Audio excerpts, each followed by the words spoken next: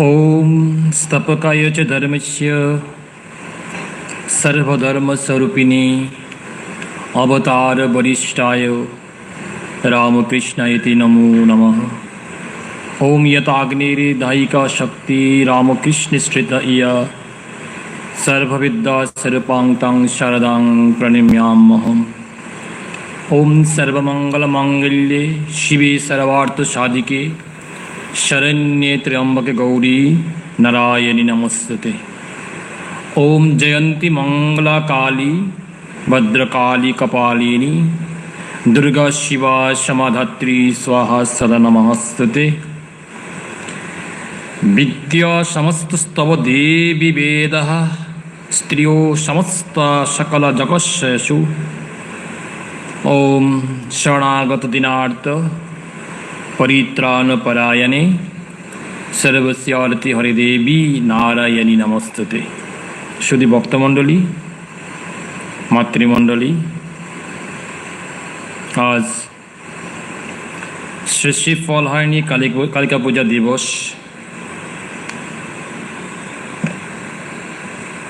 सन्ध्यार प्राक्काल আমরা এই যে দিনটি फलहारिणी काली पूजा, आज के अमावस्या तिथि, তাই আমাদের প্রাচীন কাল থেকেই এই যে প্রথাটি বিশেষ করে পৌষ থেকে শুরু করে জ্যৈষ্ঠ পর্যন্ত শ্রী শ্রী কালী পূজা অনুষ্ঠিত হয় বিভিন্ন ভক্তগৃহে, বারোয়ারি মন্দির, বিশেষ করে এই বঙ্গে এবং পূর্ববঙ্গে এবং কিছু কিছু বাংলা ভাষাভাষী যারা আছে তারা মানে অন্য অঞ্চলে বা অন্য প্রদেশ তারা এই পূজা পালন করে থাকেন। যেমন পৌষ থেকে জ্যৈষ্ঠ পর্যন্ত দেবীর যে আরাধনা হয়, রক্ষাকালী, তারপর শ্যামাকালী, চিহ্নমস্ত পূজা হয়ে থাকে। বিশেষ করে দক্ষিণাকালী, সমস্ত পূজাই যে কালী পূজা হয় দক্ষিণাকালী রূপেই মায়ের পূজা অনুষ্ঠিত হয়। তো আজ এই দিনটির একটি বিশেষ তাৎপর্য আছে যে আমরা জানি এই যে ফলহারিণী কালিকা পূজা মানে কালী পূজা, ষোড়শী পূজাও উল্লেখ আছে। আমরা ষোড়শী পূজা নিয়ে আজ অধ্যয়ন করব। এর আগে আমরা একটি সঙ্গীত দিয়ে শুরু করছি।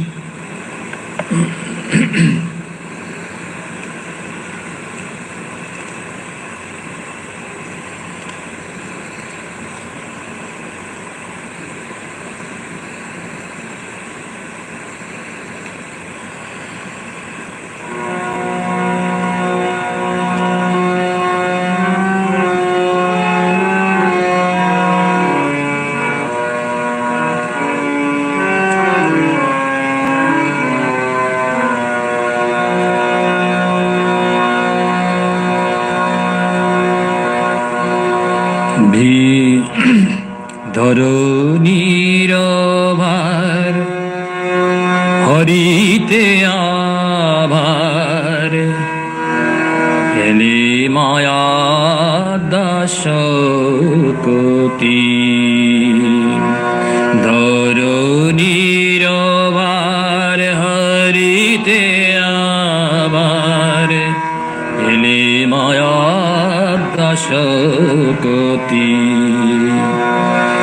নিখিল মাতৃ হৃদয় সাগর, নিখিল মাতৃ হৃদয় সাগর, মন্থরা সুধা মূরতি এলে মায়া দাসকতি।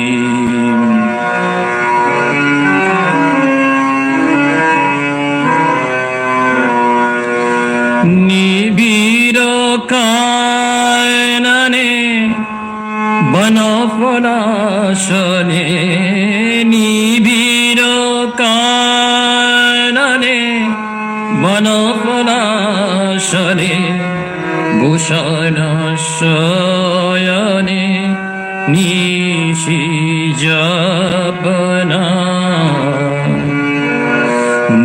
নিশাচর দেশে বছি কারাগাসে নিশাচর দেশে বসি কারাবাসে সহিলে মরণ বেদনা এলি মায়া দাসপতি ধরণীর ভার হরিতে আবার এলি মায়া দাসপতি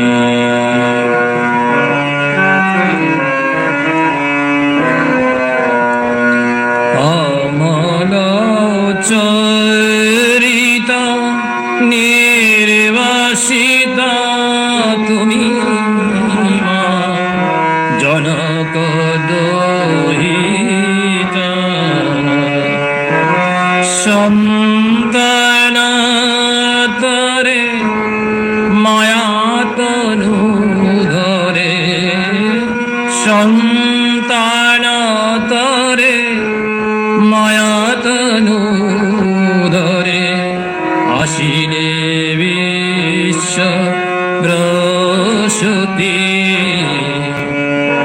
এলে মায়া দাসপতি ধরণীর ভার হরিতে আবার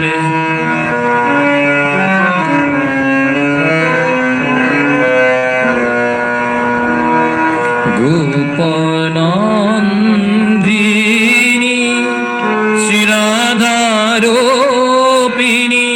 কুলমান ত্যাগিনী তনু মন প্রাণ জীবন যৌবন তনু মন প্রাণ জীবন যৌবন কৃষ্ণ চরণে অর্পিণী এলে মায়া দাসপতি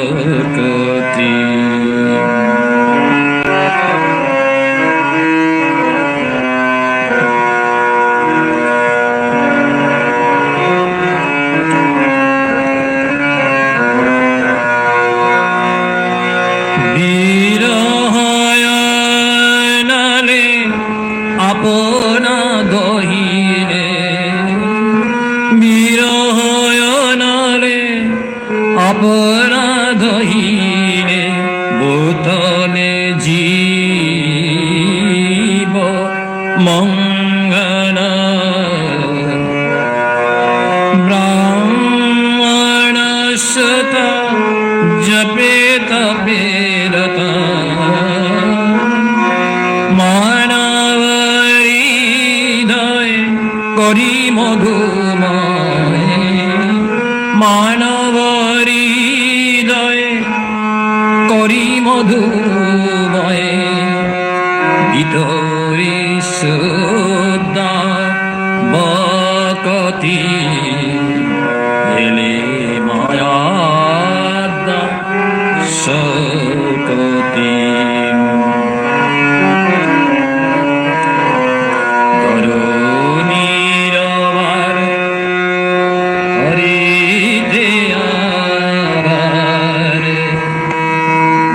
এলি মায়া দাসপতি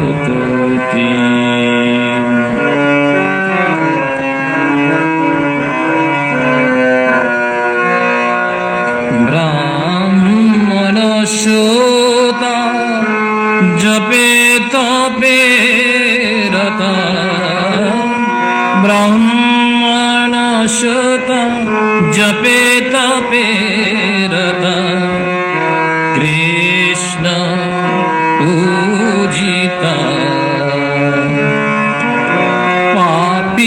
তাপে জানে কৃপা বিতরণে প্রাপিতাপি জানে কৃপা বিতরণে শারদা সদা সম্মতা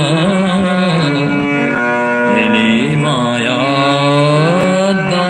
শক্তি ধরণীর ভার হরিতে আবার এলে মায়া শক্তি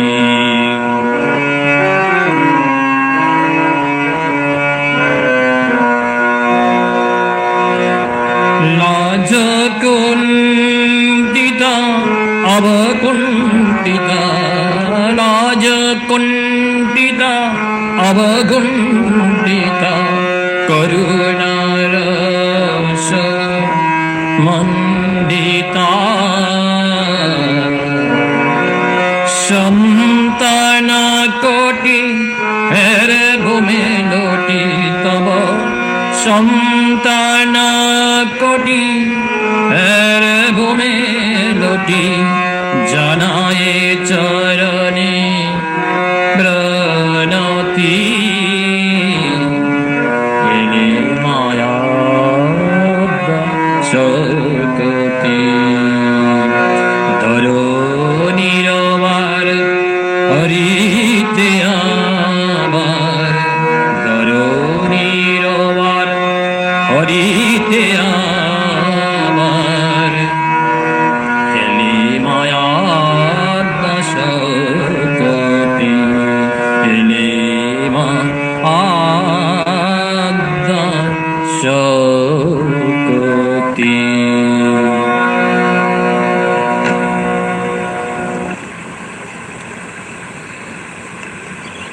ষোড়শী দেবীর যে আমরা বলেছি যে ষোড়শী পূজা, সেই অমাবস্যার নিশীতে এই দিনটি তাৎপর্য এই, যেহেতু আগেই বলে নিয়েছি যে এই পূজার প্রচলন সেই যুগ যুগ ধরে চলে এসছে, কিন্তু বিশেষ ভূমিকা এই দিনটিতে দক্ষিণেশ্বরের একটি বিরল ঘটনা আমাদের সবাই জ্ঞাতব্য আছি। এর জন্যই দিনটিটার তাৎপর্য এবং ভূমিকা খুব স্থান পেয়েছে মানুষ হৃদয়ে। তাই এই যে আমরা সঙ্গীতটি পরিবেশন করলাম, লিখেছেন পূজনীয় চন্ডিকানন্দজি মহারাজ। তিনি মাকে নিয়ে লিখেছেন, মা বলছেন ধরণীর ভার হরিতে আবার এলে মা আদ্যা শকতি। এই যে পৃথিবীর যে ভার, যে পৃথিবীর যে মানুষের বসবাস, তার অনেক বোঝা মানুষের সহ্য করতে হয়, কিন্তু সহ্য করা মানুষের কে নেই, সেই ধারণ ক্ষমতা নেই। তাই আমাদের যিনি সৃষ্টি বড়ম্বের যিনি, তিনি হচ্ছেন না আদ্যাশক্তি মহামায়া।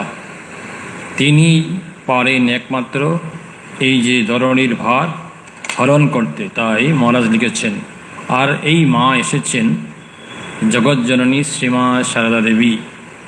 তাই এই দিনটির এই তাৎপর্য, সেই ঘটনা দক্ষিণেশ্বর কালীবাটিতে শ্রীরামকৃষ্ণ আছেন, তিনি ভবতারিণীর পূজারী রূপে তিনি এসেছিলেন। আমরা সবাই জানি তার জ্যেষ্ঠ ভ্রাতা তিনিও পূজারী ছিলেন। তার শরীর যাওয়ার পর শ্রীরামকৃষ্ণদেবী পূজার বা পূজকের দায়িত্বে প্রাপ্ত হন। পরবর্তীতে তার সাধনার জীবন যখন শুরু হয়, আমরা জানি তার সাধনালব্ধ জীবন খুব কঠোর ছিল, কঠোর তপস্যা। তার আর আদ্যশক্তি মহামায়ার নিত্য পূজার আর কী হয়ে ওঠেনি, সম্ভব হয়ে ওঠেনি। পরবর্তীতে অন্য পূজারীরা নিযুক্ত হয়েছিলেন এবং এই যে জ্যৈষ্ঠ মাস, আজ অমাবস্যা নিশি, ফল হয়নি, কালিকা পূজা অনুষ্ঠিত হবে। তো আমরা জানি মা তিনি সেই জয়রামবাটিতে রয়েছেন, মায়ের যে পিতৃলয় রয়েছেন, এবং শ্রীরামকৃষ্ণদেব তিনি দক্ষিণেশ্বর কালীবাড়িতে তার জীবন অতিবাহিত করছেন। লোকে মুখে মা অনেক সংবাদ পেয়েছেন এবং অনেক গালমন্দও শুনতে হয়েছিল প্রতিবেশিনী বা তার যে সমবয়স্ক যারা আছে, যে ওই শ্যামাসুন্দরীর মেয়ের বিয়ে হয়েছে ক্যাপার সাথে, পাগলা বামন ইত্যাদি। তাই মা মনে মনে একটু বিচলিত হয়েছিলেন, কিন্তু তিনি প্রকাশ করেননি। শিরস্পর্শ পদার্পণের পূর্বে তার অভিলাষ হল যে তিনি একবার নিশ্চক্ষে দর্শন করবেন দক্ষিণেশ্বর কালীবাড়িতে এসে। তাই তিনি পিতার সাথে কোনো একটি পর্ব উপলক্ষে, গঙ্গা স্নান উপলক্ষে তিনি সেই জয়রামবাটি থেকে পদব্রজে, তখনকার সময় বিষ্ণুপুর বা তারকেশ্বর তখনও ট্রেন বা এই সমস্ত কোনো যোগাযোগ স্থাপিত হয়নি, পদব্রজে বা পালকিতে আসতে হতো, শিবিকা যাকে বলা হয়। যাই হোক, আমরা জানি পথিমধ্যে অনেক ঘটনা, মা তখন রওনা হয়েছেন তার পিতার সাথে, এবং গ্রাম্য আরও বেশ কিছু সঙ্গিনী মানে মায়েরা আছেন, মহিলারা আছেন। তিনি দক্ষিণেশ্বরে অনেক কাঠকড়ি পোয়াইয়ে তিনি পৌঁছিয়েছিলেন। সেই দিনলিপি 1278 বঙ্গাব্দের ফাল্গুন মাসে মা প্রথম দক্ষিণেশ্বরে আসেন। দক্ষিণেশ্বরে তিনি শ্রীরামকৃষ্ণের সকাশে যখন উপনীত হন, শ্রীরামকৃষ্ণদেব তিনি আক্ষেপ করে বলছিলেন, আমার সেজবাবু নেই, তার তোমার কি আমি সেই রকম যত্ন আত্তি করতে পারি? একাতে আবার মা জ্বরে আক্রান্ত ছিলেন, শরীর খুব দুর্বল, তার সেবা শুশ্রার জন্য যেরকম ব্যবস্থা ছিল শ্রীরামকৃষ্ণদেব কালীবাটিতে যারা আছে তার দায়িত্বে জানিয়ে দিয়েছিলেন যে মায়ের ওষুধপত্রের ব্যবস্থা, এবং যে কক্ষে শ্রীরামকৃষ্ণদেব বসবাস করছেন সেই কক্ষেই তার ব্যবস্থা হলো তার বসবাসের। পরবর্তীতে নবৎকানায় মাকে থাকার ব্যবস্থা করা হয়েছিল, এবং ওনার জননী মানে শ্রীরামকৃষ্ণদেবের জননী চন্দ্রাদেবী তিনিও নবতে অবস্থান করছিলেন। তাই এই বললেন, মথুর দিব্যধামে চলিয়া যাইলেন, দক্ষিণেশ্বর কালীবাড়িতে মানবের জীবন প্রবাহ কিন্তু সমভাবে বহিতে লাগিল। দিন মাস অতীত হইয়া ক্রমে 6 মাস কাটিয়া গেল। এই সময়ে ঠাকুরের জীবনে একটি বিশেষ ঘটনা উপস্থিত হল। 14 বৎসরে প্রথমবার স্বামীর সদর্শনকালে শ্রীমতী মাতা ঠাকুরানী নিতান্ত বালিকা স্বভাব সম্পন্না ছিলেন। দাম্পত্য জীবনের গভীর উদ্দেশ্য ও দায়িত্ববোধ করিবার শক্তি তাহাতে তখন বিকাশ উন্মুখ হইয়াছিল মাত্র। পবিত্রা বালিকা দেহবুদ্ধি রহিত ঠাকুরের দিব্য সঙ্গ ও নিঃস্বার্থ আদর যত্ন লাভে ওইকালে অনির্বাচনীয় আনন্দে উল্লাসিত হইয়াছিলেন। ঠাকুরের স্ত্রী ভক্তদের নিকটে তিনি ওই উল্লাসের কথা অনেক সময় এইরূপে প্রকাশ করিয়াছিলেন। হৃদয়ের মধ্যে আনন্দের পূর্ণঘর যেন স্থাপিত রইয়াছে। ওই কালে সর্বদা এরূপ অনুভব করিতাম। সেই ধীর স্থির দিব্য উল্লাস অন্তরে কত দূর কিরূপ পূর্ণ থাকিত তাহা বলিয়া বুঝাইবার নহে। এখন হইতে ঠাকুরকে দেখিবার জন্য এবং তাহার নিকট উপস্থিত হইবার জন্য প্রবল বাসনা তাহার মনকে সর্বদা ঠাকুরের চিন্তায় ডুবাইয়া রাখিত। দিনের পর দিন যাইতে লাগিল এবং হৃদয়ে বিশ্বাস স্থির রাখিয়া তিনি ওই শুভদিনের প্রতীক্ষা করিতে লাগিলেন। 4টি দীর্ঘ বৎসর একে একে কাটিয়া গেল। আশা প্রতীক্ষার প্রবল প্রবাহে বালিকার মধ্যে সমভাবেই বহিতে লাগিল। তাহার শরীর কিন্তু মনের ন্যায় সমভাবে থাকিল না। ক্রমে তিনি 18 বর্ষে পদার্পণ করিলেন। স্বামীর প্রথম সন্দর্শনজনিত আনন্দ তাকে জীবনের দৈনন্দিন সব দুঃখ হইতে উচ্চে উঠাইয়া রাখিলেও সংসারে নিরাবিলি আনন্দের অবসর কোথায়। গ্রামের পুরুষেরা জল্পনা করিতে বসিয়া যখন তার স্বামীকে উন্মত্ত বলিয়া নির্দেশ করিত, পরিধানের কাপড় পর্যন্ত ত্যাগ করিয়া হরি হরি করিয়া বেড়ায় ইত্যাদি নানা কথা, অথবা সমবয়স্কা রমণীগণ যখন তাহাকে পাগলের স্ত্রী বলিয়া করুণা বা উপেক্ষার পাত্রী বিবেচনা করিত,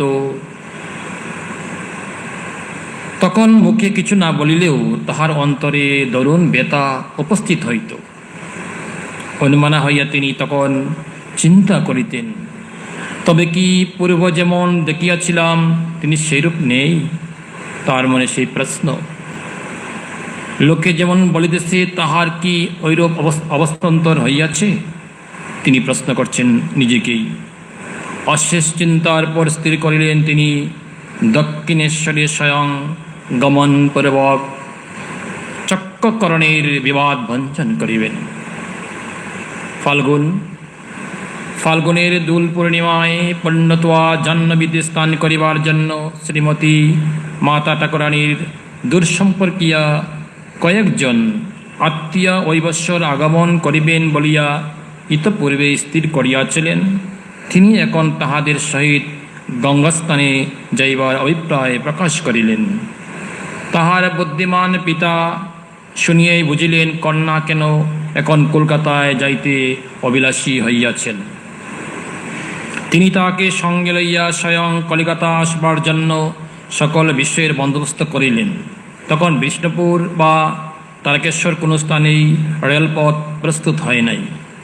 অতএব কন্যা ও সঙ্গীগণ সমবি ব্যবহারে শ্রীরামচন্দ্র দূরপথ পদব্রজে অতিবাহিত করে লাগিলেন। শ্রীমায়ের পিতা রামচন্দ্র মুখোপাধ্যায়। কিন্তু পথশ্রমে অনবস্থা কন্যা প্রতিমধ্যে একস্থলে দারুণ জ্বরে আক্রান্ত হইয়া পিতাকে বিশেষ চিন্তান্বিত করিয়া তুলিলেন। কন্যার ঐরূপ অবস্থায় অগ্রসর হওয়া অসম্ভব বুঝিয়া তিনি চটিতে আশ্রয় লইয়া অবস্থান করিতে লাগিলেন। প্রতিমধ্যে ঐরূপে পীড়িতা হইয়া শ্রীমতী মাতা ঠাকুরানীর অন্তঃকরণের কত দূর বেদনা উপস্থিত হইয়াছিল তাহা বলিবার নহে। কিন্তু এক অদ্ভুত দর্শন উপস্থিত হইয়া ওই সকল তাকে আশ্বস্ত করিয়াছিল। উক্ত দর্শনের কথা তিনি পরে স্ত্রী ভক্তদিগকে কখনো কখনো নিম্নলিখিতভাবে বলিয়াছিলেন। জ্বরে যখন একেবারে বেহুশ লজ্জা শরম রহিত হইয়া পড়িয়া আছি, তখন দেখিলাম পার্শ্বে একজন রমণী আসিয়া বসিল। মেয়েটির রং কালো, কিন্তু এমন সুন্দর রূপ কখনো দেখি নাই, মা উল্লেখ করছেন। বসিয়া আমার গায়ে মাথায় হাত বুলাইয়া দিতে লাগিল। এমন নরম ঠান্ডা হাত গায়ের জ্বালা জুড়াইয়া যাইতে লাগিল। জিজ্ঞাসা করলুম, তুমি কোথা থেকে আসছ গা? রমণী বলিল, আমি দক্ষিণেশ্বর থেকে আসছি। শুনিয়া অবাক হইয়া বলিলাম, দক্ষিণেশ্বর থেকে দক্ষিণেশ্বর থেকে এসেছো? আমি মনে করেছিলাম দক্ষিণেশ্বর যাব, তাকে মানে শ্রী ঠাকুরকে দেখব, তার সেবা করব, কিন্তু পথে জড় হওয়ায় আমার ভাগ্যে আর হয়ে উঠল না। রমণী বলিল, সে কি, তুমি দক্ষিণেশ্বর যাবে বই কি? ভালো হয়ে সেখানে যাবে, তাকে দেখবে, তোমার জন্যই তো তাকে সেখানে আটকে রেখেছি। আমি বললাম, বটে। তুমি আমাদের কেহ গা? মা প্রশ্ন করছেন। মেয়েটি বলিল, আমি তোমার বোন হই। আমি বললাম, বটে, তাই তুমি এসেছ? এইরূপ কথাবার্তার পরেই ঘুমাইয়া পড়িলাম। মা জ্বরে আক্রান্তা, একটু স্বস্তি বোধ হয়েছে, তিনি নিদ্রা আবির্ভূত হয়েছেন। প্রাতকালে উঠিয়াই শ্রীরামচন্দ্র দেখিলেন কন্যার জ্বর চারিয়া গিয়াছে। প্রতিমধ্যে নিরুপায় হইয়া বসিয়া থাকা অপেক্ষা তিনি তাহাকে লইয়া ধীরে ধীরে পথ অতিবাহন করা শ্রেয় বিবেচনা করিলেন। কিছু দূর যাইতে না যাইতে একখানি শিবিকাও পাওয়া গেল। ক্রমে পথের শেষ হইল এবং রাত্রি 9টায় শ্রী শ্রী মা দক্ষিণেশ্বরে শ্রীরামকৃষ্ণের সমীপে উপস্থিত হইলেন। রাত্রি তখন 9টা বাজে। কি পরিশ্রম! তবে হ্যাঁ, একটু পরিশ্রম লাঘব হয়েছিল, যেটি আমরা শুনলাম, শিবিকা পেয়েছিলেন বলে। ঠাকুর তাহাকে সহসা ঐরূপ রোগাক্রান্ত হইয়া আসিতে দেখিয়া বিশেষ উদ্বিগ্ন হইলেন। ঠান্ডা লাগিয়া জ্বর বাড়িবে বলিয়া নিজ গৃহে ভিন্ন শয্যায় তাহার শয়নের বন্দোবস্ত করিয়া দিলেন এবং দুঃখ করিয়া বারংবার বলিতে লাগিলেন, তুমি এতদিনে আসিলে? আর কি আমার শেষবাবু মতুর আছে যে তোমার যত্ন করবে? ঔষধপত্রাদির বিশেষ বন্দোবস্ত 3-4 দিনেই বন্দোবস্ত হয়েছে, 3-4 দিনেই শ্রী শ্রী মাতা ঠাকুরানী আরোগ্য লাভ করিলেন। ওই 3-4 দিন ঠাকুর তাকে দিবারাত্র নিজ গৃহে রাখিয়া ঔষধ ইত্যাদি সকল বিষয়ের স্বয়ং তথ্য প্রদান করিলেন। পরে নবদ ঘরে নিজ জননীর নিকট তাহার থাকিবার বন্দোবস্ত করিয়া দিলেন। মা শ্রীরামকৃষ্ণের সকাশে এলেন, তিনি সব দেখলেন। তার যে ব্যবহার পূর্বের মতোই রয়েছে, বরং আরও তিনি দিব্যভাবে ভাবিত হয়ে রয়েছেন। তাই বলছেন, মা, চক্ষুকর্ণের বিবাদ ঘটিল এবং মিটিল। শ্রীমতী মাতা ঠাকুরানী প্রাণে প্রাণে বুঝিলেন ঠাকুর পূর্বে যেমন ছিলেন এখনও তদ্রূপ আছেন। সংসারী মানব না বুঝিয়া তাহার সম্বন্ধে নানা রটনা করিয়াছে। প্রাণের উল্লাসে তিনি নবহতে থাকিয়া দেবতার এবং দেবজননীর সেবায় নিযুক্ত হইলেন। তার যে প্রাণের ঠাকুর শ্রীরামকৃষ্ণের সমীপে এসেছেন, তার সেবা মানে দেবতার সেবা, এবং তার দেবতার জননী চন্দ্রামণি রয়েছেন বৃদ্ধ বয়সে, তারও সেবায় তিনি নিযুক্ত হলেন। কামারপুকুরে অবস্থানকালে শ্রীমতী মাতা ঠাকুরানী আগমনে ঠাকুরের মনে যে চিন্তা পরমপাজ্যের উদয় হয়েছিল তাহা আমরা পূর্বেই পাঠককে বলিয়াছি। ব্রহ্ম বিজ্ঞানের দৃঢ় প্রতিষ্ঠা লাভ সম্বন্ধীয় আচার্য শ্রীমৎ তোতাপুরী মহারাজ কথা আলোচনাপূর্বক ওইকালে নিজ সাধনলব্ধ বিজ্ঞানের পরীক্ষা করিতে এবং পত্নীর প্রতি নিজ কর্তব্য প্রতিপালনে অগ্রসর হইয়াছিলেন। কিন্তু ওই সময়ে তদুভয় অনুষ্ঠানের আরম্ভ মাত্র করিয়াই তাকে কলিকাতায় ফিরিতে হইয়াছিল। শ্রীমতী মাতা ঠাকুরানীকে নিকটে পাইয়া তিনি এখন পুনরায় ওই 2 বিষয়ে মনোনিবেশন করিলেও এবং অবসর পাইলেই মাতা ঠাকুরানীকে মানব জীবনের উদ্দেশ্য ও কর্তব্য সম্বন্ধে সর্বপ্রকার শিক্ষা প্রদান করিতে লাগিলেন। শ্রীমতী মাতা ঠাকুরানী একদিন এই সময়ে ঠাকুরের পদসংবাহন করিতে করিতে জিজ্ঞেস করিয়াছিলেন, আমাকে তোমার কি বলিয়া বোধ হয়? মা যখন ঠাকুরের পদসেবা করছিলেন তিনি প্রশ্ন করেছেন। শ্রীরামকৃষ্ণদেব প্রশ্নের উত্তর দিলেন। ঠাকুর বললেন, তদুত্তরে বলিয়াছিলেন, যে মা মন্দিরে আছেন তিনি এই শরীরে জন্ম দিয়াছেন। মন্দিরে যিনি আছেন তিনি ভবতারিণী।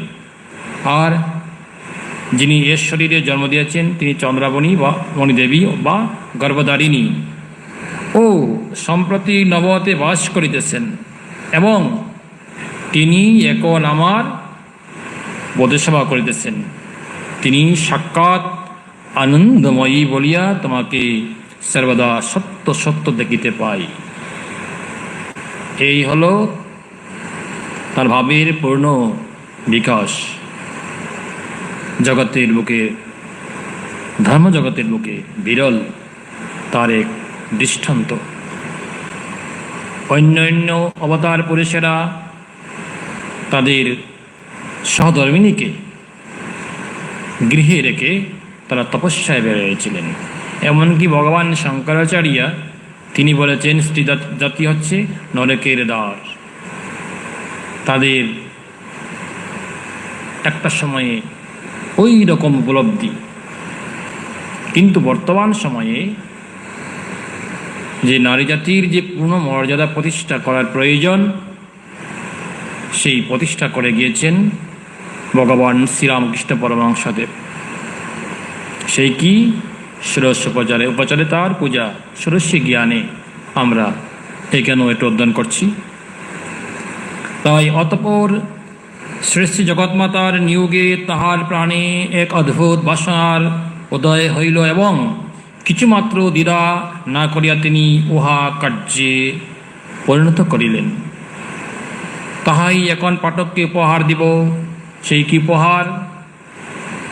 মহারাজ লিখেছেন, এটি তেজাসানন্দ মহারাজের সেই পত্র সংকলন থেকে পড়ছে একটু।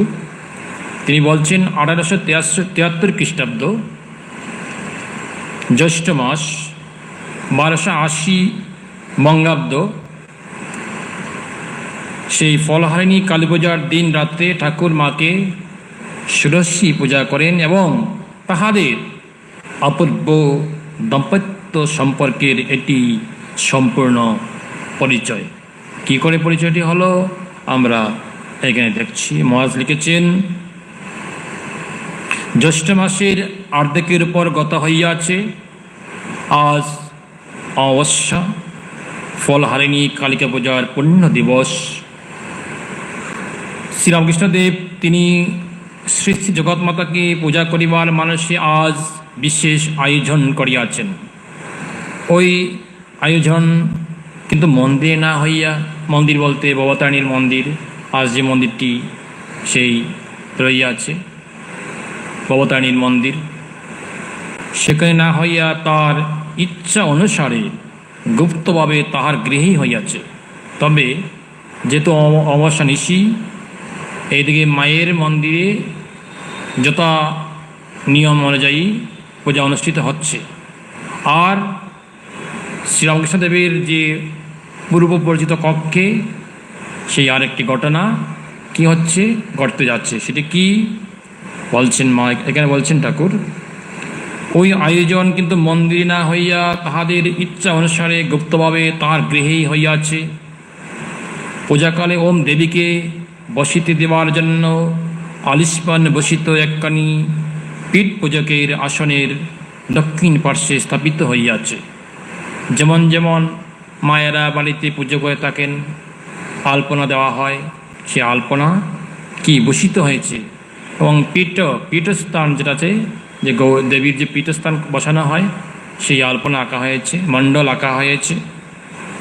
আর পূজকের আসনে দক্ষিণ পার্শ্বে স্থাপিত হইয়াছে সেই পীঠস্থান। ওম দেবীর রহস্য পূজার সকল আয়োজন সম্পূর্ণ হইতে রাত্রি 9টা বাজিয়া গেল। শ্রীমতী মাতা ঠাকুরানীকে পূজাকালে উপস্থিত থাকিতে ঠাকুর ইতপূর্বেই বলিয়া পাঠাইয়াছিলেন। পূর্ব থেকেই সংবাদ দেওয়া হয়েছিল, আজ মায়ের বিশেষ পূজা, তুমি অত্র কক্ষে উপস্থিত থাকিবে। তিনিও ওই গৃহে এখন আসিয়া উপস্থিত হইলেন। ঠাকুর পূজায় বসিলেন। ঠাকুর এবার আলিস্মানে বসিত পিঠে শিশু মাকে উপবেশনের জন্য ইঙ্গিত করিলেন। তাই সেই পূজার রচনা শুরু হল। শ্রীরামকৃষ্ণদেব তিনি পূজকের আসনে বসে ঘট স্থাপন করলেন এবং তার সমস্ত দণ্ডায়মান শ্রী মা সারদা দেবীকে তিনি ইঙ্গিতপূর্ণভাবে ভাব প্রকাশ করে বসলেন, বললেন যে দেবীর আসনে উপবিষ্ট হও।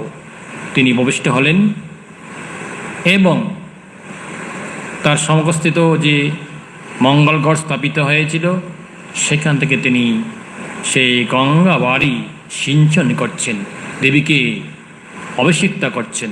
আমরা আরেকটু অধ্যয়ন করছি, এই অধ্যয়নে এই আছে। তাই ঠাকুর এবার আলিস্মান বসিত পিঠে শ্রী মাকে অবসানের জন্য ইঙ্গিত করিলেন। মন্ত্রমুগ্ধের ন্যায় তিনি এখন পূর্বমুখে উপবিষ্টা ঠাকুরের দক্ষিণ ভাগে উত্তরাস্য হইয়া উপবিষ্ট হইলেন। সমগস্ত ঠাকুরের সমগস্ত কলসের মন্ত্রভূত বাড়ির দ্বারা ঠাকুর বারংবার সৃষ্টি মাকে যথাবিধানে অভিষিক্ত করিলেন। অতঃপর মন্ত্র শ্রবণ করাইয়া তিনি এখন পর্যন্ত মন্ত্র উচ্চারণ করিলেন, প্রার্থনা মন্ত্র। হে বালে সর্বশক্তির অধীশ্বরী মাতা, ত্রিপুরা সুন্দরী, সিদ্ধিদ্বার উন্মুক্ত করো। ইহার শরীর মনকে পবিত্র করিয়া ইহাতে আবির্ভূত হইয়া সর্বকল্যাণ সাধন করো। তাই যে আমরা ঘট স্থাপন এবং প্রতিমায় স্থাপন যে বিশেষ পূজা করি, সেই পূজার বিধান শুরু হয়েছে এখানে। এবং তিনি প্রার্থনা করছেন, কি বলছেন? হে সর্বশক্তির অধীশ্বরী মাতা, ত্রিপুরা সুন্দরী। দেবীর একটি নাম ত্রিপুরা সুন্দরী, দেবী দুর্গা।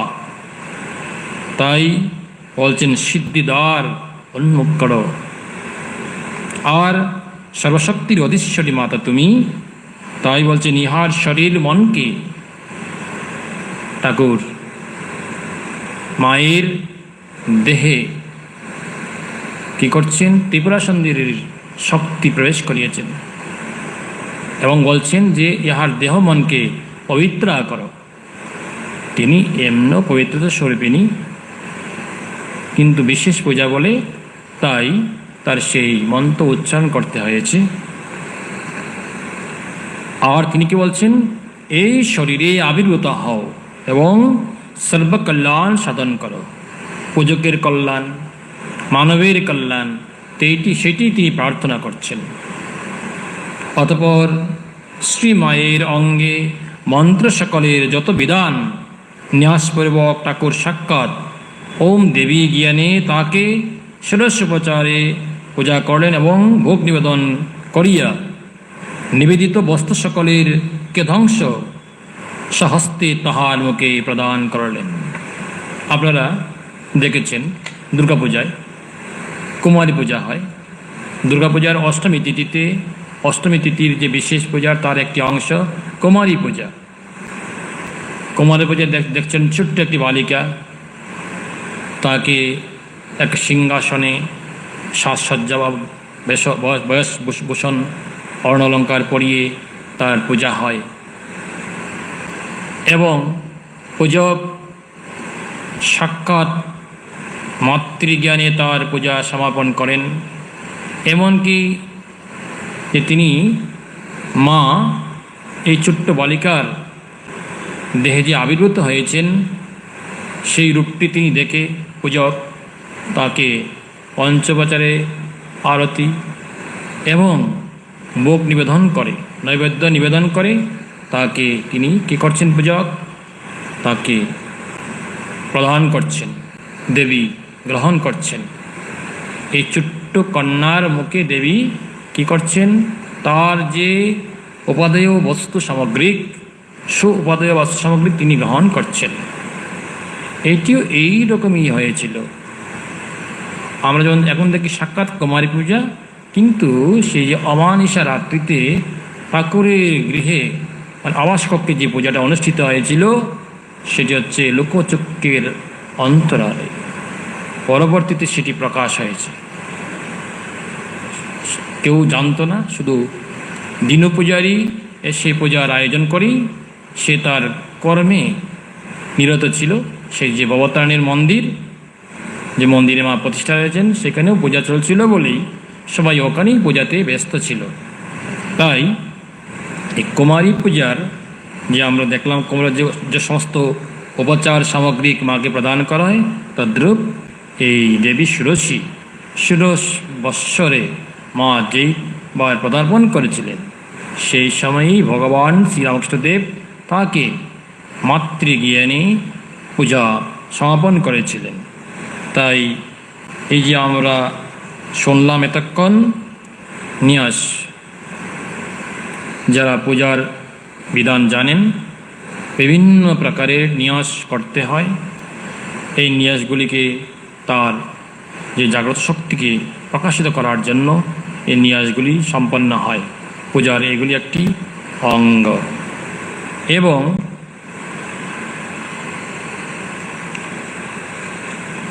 যখন তাহার মুখকে প্রদান করিলেন যে নৈবেদ্য, বাহ্য কিনা জ্ঞান তিরোহিতা হইয়া শ্রী মা সমাধিস্থ হইলেন। এইদিকে মা সমাধিস্থ হয়েছেন, ঠাকুর ভাবে মাকে তার নৈবেদ্য প্রদান করে নিজ হস্তে কী করছেন, খাইয়ে দিচ্ছেন। ঠাকুরও এইদিকে আবার অর্ধবাহ্য দশায় মন্ত্র উচ্চারণ করিতে করিতে সম্পূর্ণ তিনিও সমাধিমগ্ন হইলেন। যে দুজনেই সমাধিস্থ, পূজকও সমাধিস্থ, দেবীও যিনি পূজার আসনে বসে আছেন তিনিও সমাধিস্থ। সমাধিস্থ পূজক সমাধিস্থ দেবীর সহিত আত্মস্বরূপে পূর্ণভাবে মিলিত একীভূত হইলেন। আত্মস্বরূপে পূর্ণভাবে মিলিত ও একীভূত হইলেন। সে কি, ওই যেমন পূজক যে পুজো করতে বসে তার মানুষ পূজা করতে হয়, মানুষ পূজার সময় যে দেনটা হয়, এক এক দেবীর বা এক এক দেবতার এক একটি দেন মন্ত্র আছে। তখন কি ভাবতে হয়, আমি আর আমার যে যিনি ইষ্ট দেবতা বা যার পুজো করছি আমি, তিনি আর আমি এক, এবং আমার দেহতে তিনি মিলিত হয়েছেন, আমার দেহে তিনি বিলীন হয়েছেন, আমার দেহে তিনি আছেন। আমার দেহটি সেই যিনি পূজিতা দেবী, আমার দেহটি সেই পূজিতা দেবীর একটি রূপ। এইটি তার মানুষ পূজা। এখানে তাই হয়েছে। কি বলছেন যে ঠাকুর অর্ধবাহ্য দশায় মন্ত্র উচ্চারণ করিতে করিতে সম্পূর্ণ সমাধিমগ্ন হইলেন। সমাধিস্থ পূজক সমাধিস্থ দেবীর সহিত আত্মস্বরূপে পূর্ণভাবে মিলিত ও একীভূত হইলেন। নিঃসার দ্বিতীয় প্রহর বহুক্ষণ অতীত হইয়াছে, রাত্রি দ্বিপ্রহর অতিক্রম হয়েছে। তাই বলছেন নিঃসার দ্বিতীয় প্রহর বহুক্ষণ অতীত হইয়াছে। আত্মারাম ঠাকুরের এইবার বাহ্য সংজ্ঞায় কিছু কিছু লক্ষণ দেখা গেল। পূর্বের ন্যায় অর্ধবাহ্য দশা প্রাপ্ত হইয়া তিনি এখন দেবীকেও আত্মনিবেদন করলেন। আমরা প্রথম দেখছি ঠাকুর অর্ধবাহ্য দশায় মন্ত্র উচ্চারণ করছেন, আর মন্ত্র সম্পন্ন হওয়ার পরে তিনি সমাধিমগ্ন হলেন। যেহেতু তিনটি দশা হতো, অন্তর্দশা আর হচ্ছে অর্ধবাহ্য দশা। এই সময়ে অর্ধবাহ্য দশায় কি হয়, ঈশ্বরের নাম গুণগান কীর্তন করা যায়, আর সমাধিস্থ হলে আর বাহ্য দশা থাকে না, এটি অন্তর্দশা।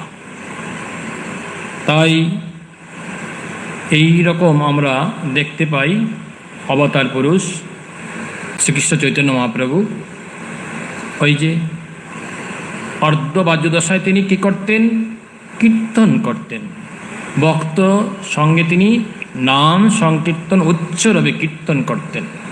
আর যখন তিনি সমাধিস্থ হয়ে যেতেন তখন আর কীর্তন করা সম্ভব হতো না। তাই এখানে এই যে উল্লেখটি আছে, তিনি তখন অর্ধ বাদ্যদশায় মন্ত্র উচ্চারণ করছেন। আর যখন সমাধি হইলেন তখন আর কিছুই থাকে না, তখন একীভূত হয়ে যায়, সমাধিস্থ ভাব রাজ্যে বিচরণ। যাই হোক, তিনি তখন আবার যখন পরিবেদনে নেয় অর্ধ বাদ্যদশা ফিরে পেলেন, তখন তিনি প্রাপ্ত হয়ে তিনি এখন দেবীকেও কি করছেন, আত্মনিবেদন করলেন। আত্মনিবেদন কি?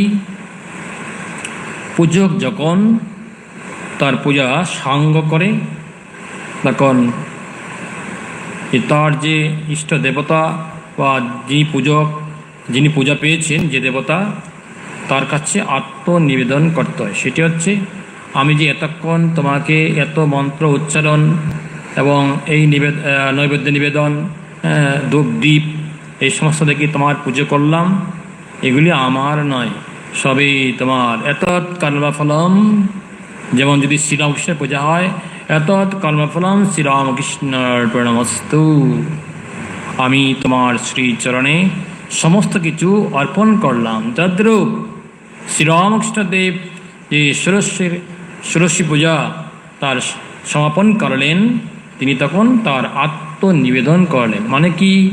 তার সমস্ত কর্মের ফলাফল, কর্ম মানে যে পূজা, এই ক্রিয়াটি হলো, ক্রিয়াটি একটি কর্ম। কিসের জন্য? ওই যে বলছেন সাধনার দ্বার সিদ্ধি করে দাও, সাধনার দ্বার বা সিদ্ধি দ্বার উন্মুক্ত করে দাও। এর জন্যই ষোড়শী পূজা এবং কুমারী পূজা। কুমারী পূজায় কি হয়? সাধকের বা পূজকের সিদ্ধি লাভ হয়, সিদ্ধি প্রাপ্ত হয়। সিদ্ধি মানে আমি যে দেবতার আরাধনা করছি তাকে যেন আমি তাকে যেন প্রাপ্ত হই, এইটি এখানে বলা হয়েছে। এবং বলছেন কি, আত্মনিবেদন করিলেন এবং অনন্তর আপনার সহিত সাধনার ফল এবং আপনার জপের মালা প্রভৃতি সর্বস্ব সৃষ্টি দেবী পাদপদ্মে চিরকালের নিমিত্তে বিসর্জন পূর্বক মন্ত্র উচ্চারণ করিতে করিতে তাকে প্রণাম করিলেন। অর্ধবাদ্যসায় কি করলেন? দেবীকে আত্মনিবেদন করলেন, এমনকি তার যে সাধনার ফল, এই যে এত বৎসরের সাধনা দেবীর চরণে সমর্পণ করলেন। এমনকি তার যে জপের মালা, আমরা অনেকেই জপ করি, জপের মালাতে রুদ্রাক্ষে মালা, অথবা আমরা অনেকে করে জপ করি। আমরা কি করি? জপের পরে আমরা আমাদের যার যার যেমন ইষ্ট দেবতা তার চরণে সমর্পণ করি, তাই তো? তদ্রূপ পূজক কি করলেন? তার সমস্ত সাধনার ফলাফল এবং এমনকি আপনার আপনার জপের মালা প্রভৃতি দেবীর মানে শ্রী দেবীর পাদপদ্মে চিরকালের নিমিত্তে বিসর্জন পূর্বক বিসর্জন দিয়েছেন। বিসর্জন মানে কি করেছেন? সব ফেলে দিয়েছেন। তাহলে তো বাক্যটি অন্যরকম। আমরা যেন বিসর্জন দিয়ে এসেছে মূর্তিকে, বিসর্জন দেওয়া হয়নি। বিসর্জন বিশেষভাবে অর্জন। বিসর্জন কথাটির অর্থ এই, বিশেষভাবে অর্জন।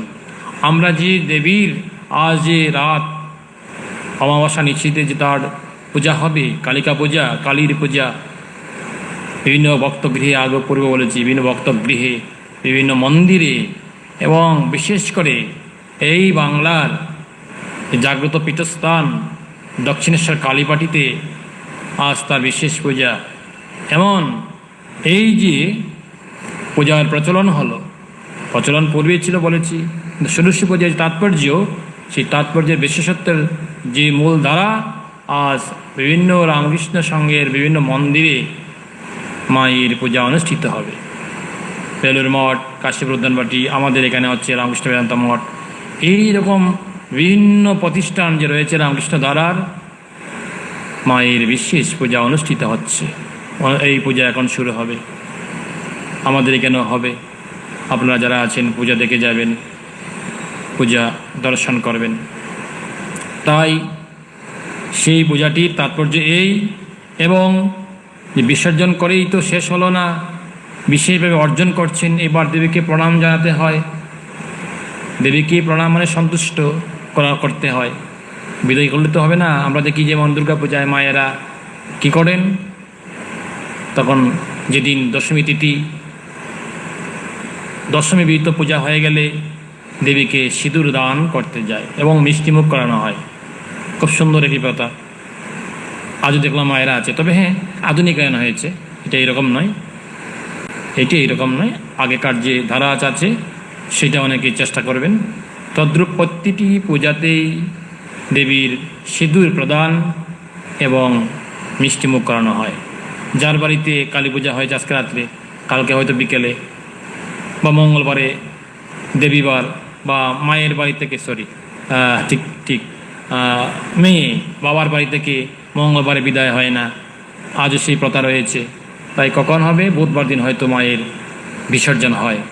এদিন সেই প্রথা অনুযায়ী মাকে পান, সিঁদুর দান, মিষ্টি মুখ প্রদান ইত্যাদি এইগুলি করতে হয়। কিন্তু ঠাকুর কীভাবে করলেন? যেহেতু তিনি পূজক, পূজকের কাজ এইবার সমাপন হচ্ছে। বলছেন, কি তার প্রার্থনা? চিরকালের নিমিত্ত বিসর্জন পূর্বক মন্ত্র উচ্চারণ করিতে করিতে তাকে প্রণাম করিলেন। বলেন, ওম হে সর্বমঙ্গলের মঙ্গল স্বরূপে, হে সর্বকর্ম নিষ্পন্নকারিণী, হে শরণদায়িনী, ত্রিনয়নী, শিবগেহিনী, গৌরী, হে নারায়ণী, তোমাকে প্রণাম, তোমাকে প্রণাম করি। তিনি প্রণাম জানাচ্ছেন কাকে? দেবীকে। মায়ের সেই যে দেহে সেই ষোড়শী দেবী আবির্ভূতা হয়েছেন, তাকে প্রণাম জানাচ্ছেন।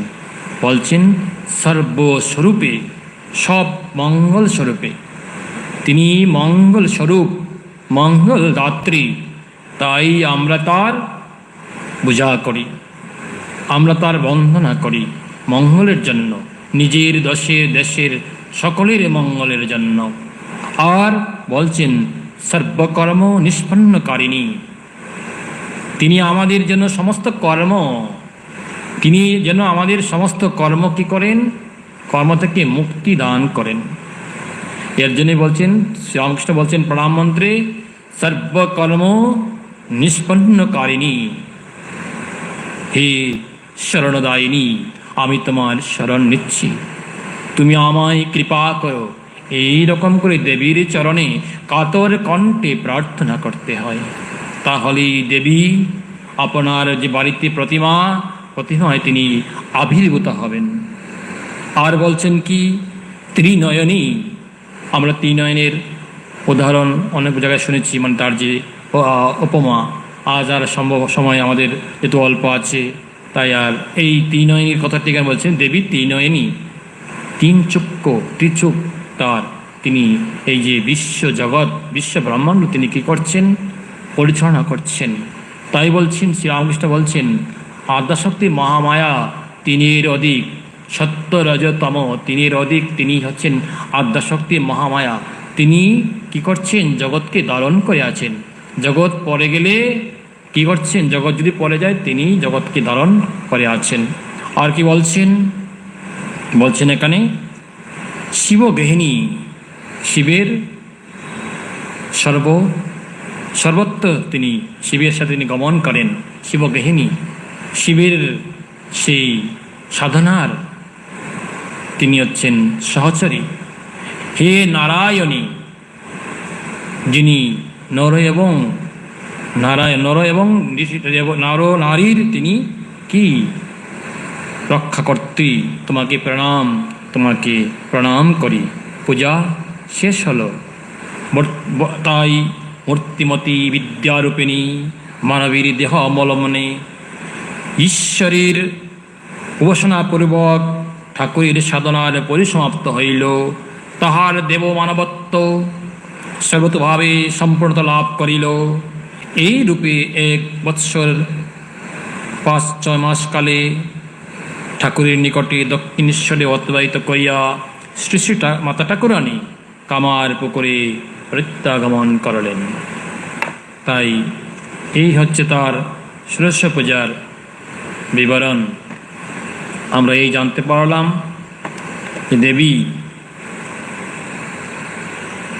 যে দেবী তিনি এই জগতে আবির্ভূতা হয়েছিলেন লোক কল্যাণের জন্য।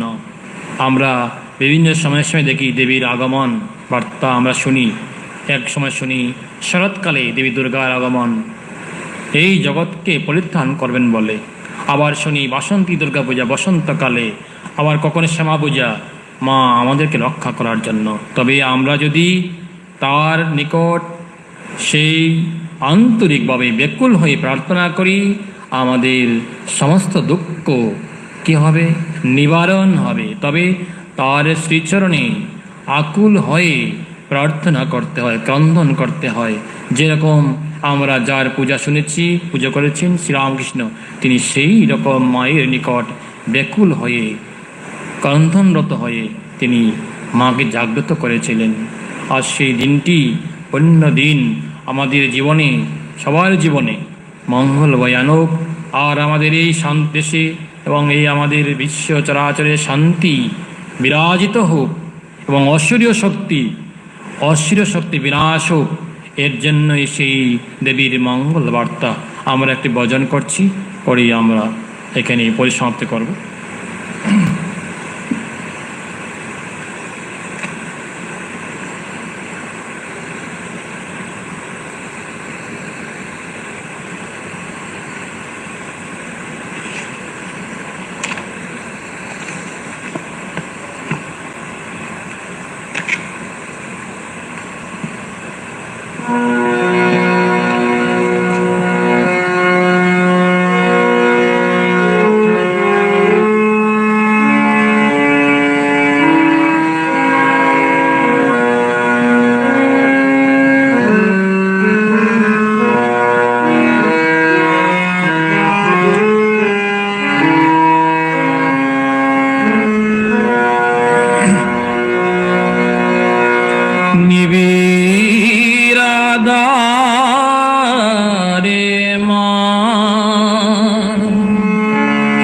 চমকে অরূপ রাশি, তাই যোগীদের করে হয়ে গিরি গুহাবাসী।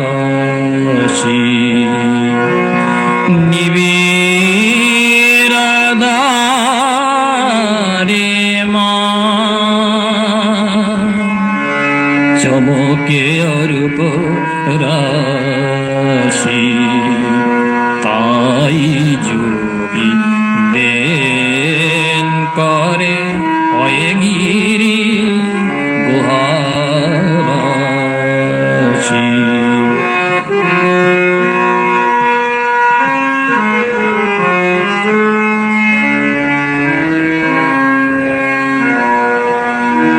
অনন্ত আধার কোলে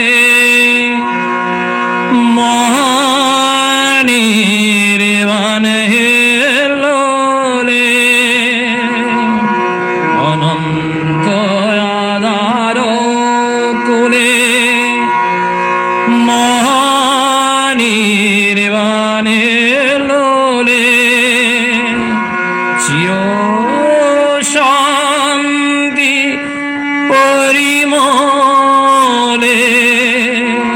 চির শান্তি পরিমলে, অবিরল যায় ভাসি, অবিরল যায় ভাসি। নিবিড়াধারে মা চমকে অরূপ রাশি, তাই যোগীদের করে হয়ে গিরে গুহাবাসী।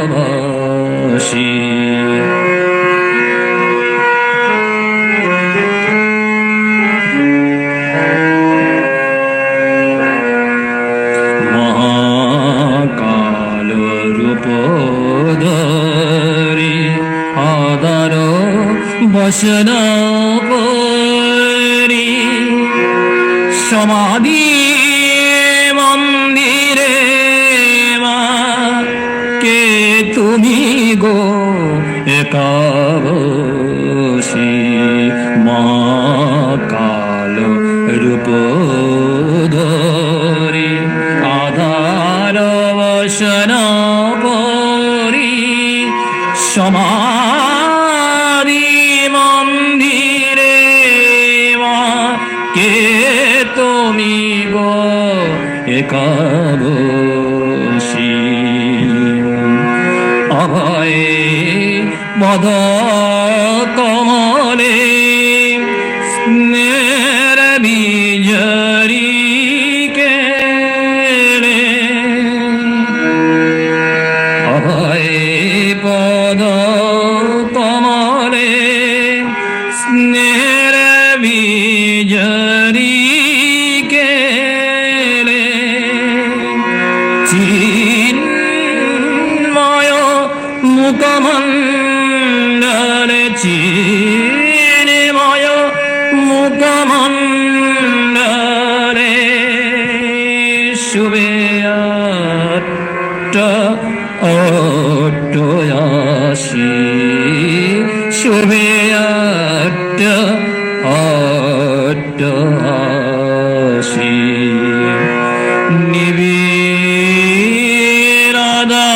নিবিড়াদারে মা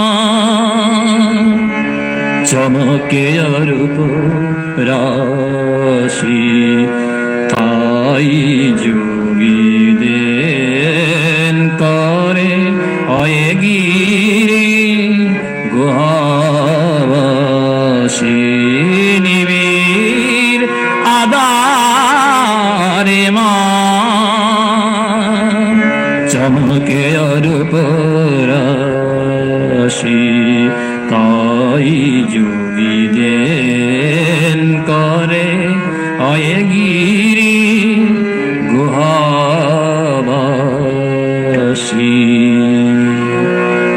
ওম শান্তি শান্তি শান্তি হরি ওম তৎসৎ শ্রী রামকৃষ্ণার্পণমস্তু জয় শ্রী गुरु महाराज जी के जय जय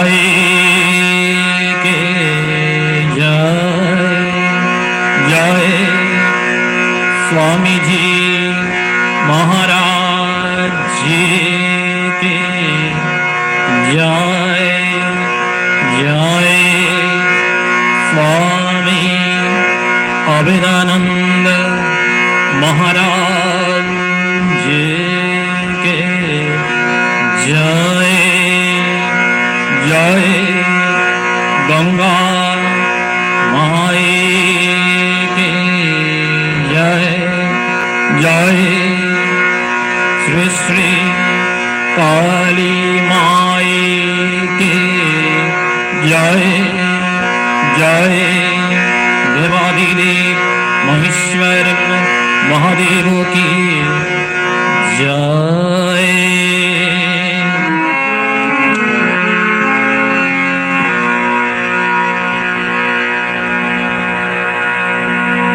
আবারও সবাইকে আমার এই ফলহানি কালিকা পূজা দিবসে আমার শ্রদ্ধা এবং নমস্কার জানাই। এখানে আজ সমাপ্ত।